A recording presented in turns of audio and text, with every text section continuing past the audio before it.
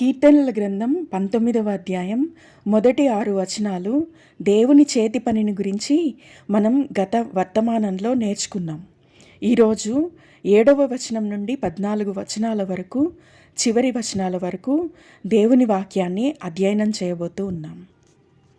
ఈ వచనాలన్నీ దేవుని యొక్క ధర్మశాస్త్రం యొక్క ఔన్నత్యాన్ని గురించి తెలియజేస్తూ ఉన్నాయి. ధర్మశాస్త్రం అంటే మన చేతుల్లో ఉన్న పరిశుద్ధ గ్రంథమైన బైబిలే. ధర్మశాస్త్రం అంటే ఉపదేశం అని అర్థం. ఇది దేవుని ఉపదేశం.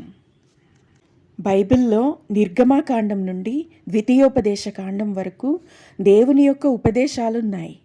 దేవుని ప్రవక్తలు, యాజకులు దేవుని ఉపదేశాలను మనం ఎలా మన జీవితాలకు అన్వయించుకోవాలో తెలియజేశారు. వారు దేవుని ఉపదేశాలను ఇంటర్ప్రిట్ చేసి చెప్పిన బుక్సే బైబిల్లోని మిగతా గ్రంథాలన్నీ. మనం ప్రతిరోజు బైబిల్ని చదవాలి. బైబిల్ని మనం చదువుతున్నప్పుడు మనం దేవుని యొక్క ఆజ్ఞలను తెలుసుకుంటాం. తండ్రి అయిన దేవుడు మనతో ఏం చెప్తున్నాడో అర్థం చేసుకుంటాం. అప్పుడు మనం ఆయన మాటలకు విధేయత చూపించగలుగుతాం. దానినే దేవుని ఆజ్ఞలను అనుసరించడం అంటాం. ఒకవేళ మనం ఇలా దేవుని ఆజ్ఞలను అనుసరిస్తే, అంటే దేవుని మాటలకు విధేయత చూపించి ఆయన మాటలకు తగినట్లు జీవిస్తే మనకు ఏం జరుగుతుంది?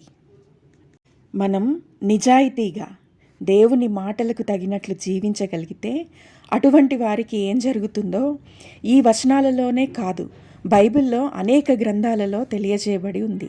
ఇక్కడ మనం కొన్ని తెలుసుకుందాం. మొదటిది, గొప్ప లాభం కలుగుతుంది.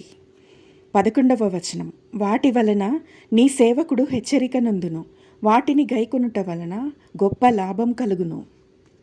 దేవుని ఆజ్ఞానుసారంగా నిజంగా జీవించడానికి ప్రయత్నం చేసి ఆ విధంగా జీవించగలిగే వాళ్ళు ఎప్పుడూ నష్టపోరు. దేవుడు సమస్తం సమకూర్చి వారి మేలు కొరకై జరిగిస్తాడని దేవుని మాట తెలియజేస్తూ ఉంది. రెండవది, వారు చేయనదంతయు సఫలమవుతుంది. కీర్తనల గ్రంథం 1వ అధ్యాయము 1వ వచనం నుండి చదువుకుందాం. దుష్టుల ఆలోచన చొప్పున నడవక, పాపుల మార్గంన నిలువక, అపహాసకులు కూర్చుండు చోటను కూర్చుండక, యెహోవా ధర్మశాస్త్రం నందు ఆనందించుచు దివారాత్రము దానిని ధ్యానించువాడు ధన్యుడు. అతడు నీటి కాలువల యోరన నాటబడినదై ఆకువాడక తన కాలమందు ఫలమిచ్చు చెట్టు వలె నుండును. దేవుని ఆజ్ఞల ప్రకారం మనం జీవించేటప్పుడు అనేకసార్లు మనం తప్పిపోతామేమో, కానీ దేవుని మాట ఎన్నడూ నిరర్ధకం కాదు. మనం ఖచ్చితంగా జీవించగలిగినప్పుడు అంతే ఖచ్చితంగా మనం చేసేదంతా దేవుడు సఫలం చేస్తాడు, ఫలింపజేస్తాడు. మూడవది, మనం వర్ధిల్లి చక్కగా ప్రవర్తిస్తాము. యెహోషువ గ్రంథం 1వ అధ్యాయము 8వ వచనం, ఈ ధర్మశాస్త్ర గ్రంథమును నీవు బోధింపక తప్పిపోకూడదు. దానిలో వ్రాయబడిన వాటన్నిటి ప్రకారము చేయుటకు నీవు జాగ్రత్త పడినట్లు దీవారాత్రము దాన్ని ధ్యానించిన ఎడల నీ మార్గమును వర్ధిల్ల చేసుకొని చక్కగా ప్రవర్తించెదవు. మనం వర్ధిల్లడం కంటే కూడా యేసు ప్రభువుని రక్షకుడిగా కలిగి ఉన్న మనము మంచి ప్రవర్తనతో ఉండడం అతి ముఖ్యమైన అంశం. దేవుని పేరు పెట్టబడిన ప్రజలుగా, ఆయన జనాంగమని పిలువబడుతున్న ప్రజలు దేవుని కృపను బట్టి వారి పితరులు వారు కలిగి ఉన్నటువంటి భక్తి కలిగిన మాదిరికరమైన సేవా జీవితాలను బట్టి ఇప్పుడు వీరు ఆశీర్వదించబడి వర్ధిల్లుతూ ఉన్నారు. కానీ ప్రస్తుతం ఇటువంటి వారందరూ తమ మార్గాలను వారు చెరిపివేసుకొని దేవుని నామాన్ని ఎరిగిన ప్రజలై ఉండి కూడా చేయకూడని అనేకమైన దుర్మార్గపు పనులను, నీచమైన పనులను చేసేవారిగా వారు ఉన్నారు. అంటే వారి ప్రవర్తన ఏమాత్రం సరిగ్గా లేదు. దేవుడు మన నుండి మంచి ప్రవర్తనను ఆశిస్తున్నాడని మనం గ్రహించాలి. నాలుగవది, మనకు నీతి, క్షేమము కలుగుతాయి. యెషయా గ్రంథము 48వ అధ్యాయము 18వ వచనం, నీవు నా ఆజ్ఞలను ఆలకింపవలనని నేనెంతో కోరుచున్నాను.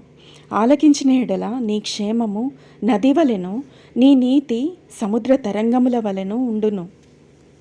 మనుషులకు ఈ లోకంలో క్షేమం లేదు. ఈ లోకంలో నీతిమంతులకు అనేకమైన అపాయాలు, నిందలు మాత్రమే ఉన్నాయి. అయితే దేవుడు చెప్తూ ఉన్నాడు, నీవు నా ఆజ్ఞలను అనుసరిస్తే నీ నీతి నీ పిల్ల తరముల వరకు ఉంటుందని, నీ క్షేమము ఒక నది వలె విస్తరిస్తూ పోతుందని మన దేవుడు తెలియజేస్తూ ఉన్నాడు. ప్రార్థన చేద్దాం. దేవా, నీ నోటి నుండి వచ్చిన ప్రతి వచనం అది నిష్ఫలంగా నీ యొద్దకు మరలక అది నీకు అనుకూలమైన దాన్ని నెరవేరుస్తుందని, అది నీవు పంపిన కార్యంను సఫలం చేస్తుందని నీ మాటలపై మేము ఆశ పెట్టుకొని ఉన్నాం. నీ మాటలే మాకు ఆధారంగా ఉన్నాయి తండ్రి. నీ ఆజ్ఞలను మేము నెరవేర్చే వారంగా జీవించడానికి మాలో ప్రతి ఒక్కరికి నీవు బలపరిచి స్థిరపరచుమని మా ప్రభువును, మా రక్షకుడైన క్రీస్తేసు నామమును బట్టి నిన్ను వినయంతో వేడుకుంటున్నాము మా ప్రియ పరలోకమందున్న మా తండ్రి. ఆమేన్.